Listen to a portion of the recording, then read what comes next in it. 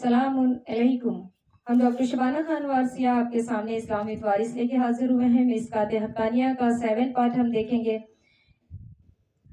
हुजूर अनवर का ज़माना तालीम भी नहायत अहमियत रखता था। अगरचे आपके आइज़ा ने उलूम ज़ाहिरिया की तालीम में पूरा एहतमाम फरमाया, मगर ज़्यादातर हुजूर की कुदरती ज़हानत ने करिश्मा दिखा दिया कि बहुत थोड़े अरसे में हुजूर वारिस पाक आलम पनाह खुतबे दरसिया वगैरह पर काबिल अबूर कर लिया। और ओहदे तालीम के ये वाक़यात बुजुर्गान मुतक़द्दीन की नकल किरदा हैं कि खुद हुजूर ने कभी इसकी तशरीह नहीं फरमाई, जिससे मालूम हो कि किस फन में कहाँ तक तालीम हुई है। अल्लाहु अकबर, अल्लाहु अकबर।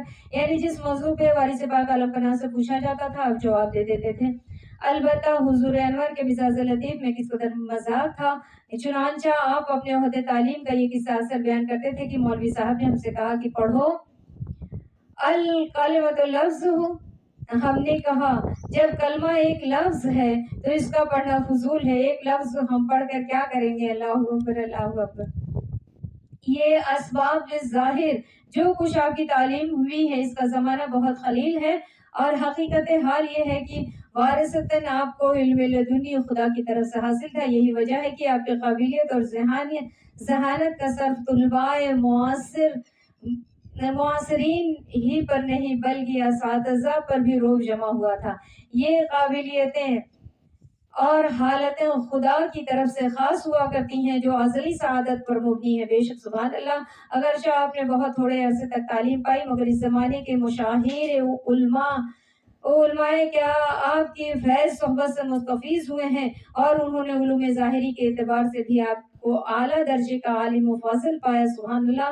जैसा कि इसी किताब में आगे चलकर आपके मुबल्लिग इल्म के मुताल्लिक़ अक्सर वाक़यात नज़र गुजर चुके हैं। मुस्तनद हज़रात का बयान है कि हुज़ूर अनवर सरकार वारिस पाक आलम पनाह सिवाय मकतब के कभी मकान पर किसी किताब का मुताला नहीं फरमाया, और हमेशा ये दस्तूर रहा कि दर्स के बाद आप सहरा की जानिब चले जाते थे, यानी बियाबान खाली जगहों पे खला में चले जाते, जंगलों की तरफ चले जाते थे, और किसी मखसूस ख्याल में आपका पूरा वक्त उस आलम तन्हाई में सर्फ होता था। चुनांचे इस दर्स और तदरीस के सिलसिले की भी इस कदर कलील मुद्दत है कि जब उम्र शरीफ 10 साल से कुछ जायद हुई तो मिजाज हिमायू की आज़ादी ने उसको भी गवारा नहीं फरमाया।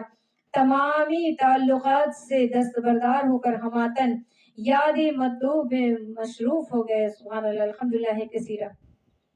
किसी ने क्या खूब फरमाया है कि आशिका राशिद मुदर्रिस इसमें दोस्त दफ्तर दफ्तर व दूर सबक शान रूह दोस्त। सच है, उलाइका हुमुल वारिसून लजीना यरिसूनल फिरदौस हुम फिहा खालिदून। यानी वो लोग वारिस उलूम अंबिया हैं जो लोग की वारिस होंगे फिरदौस के, और हमेशा उसमें रहने वाले हैं। अल्लाहु अकबर, अल्लाहु अकबर। जो अहले बैत अतहार हैं, जो फातिमा की नस्ल से फातिमी सैयद हो कश्ती नूह की मानिंद होते हैं, और वही वारिसैन होते हैं। अल्लाहु अकबर। और ज़ाहिरी उलमा अक्सर कहते हैं कि उलमा इल्म की वरासत रखते हैं, तो ऐसा नहीं है।